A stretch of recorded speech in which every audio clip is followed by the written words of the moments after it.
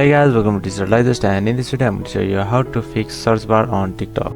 So first go to your settings of your TikTok account, and here just free up the space.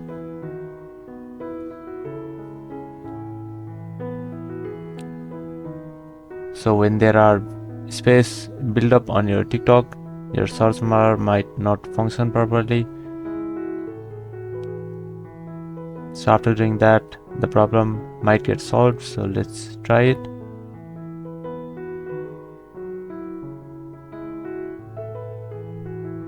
So let's clear our cache.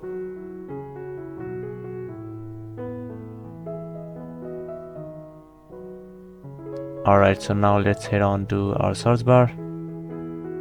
And there you go, that is how you can fix search bar on TikTok. Thank you for watching this video, and I will see you on the next one. Also, don't forget to subscribe to our channel for more videos like this.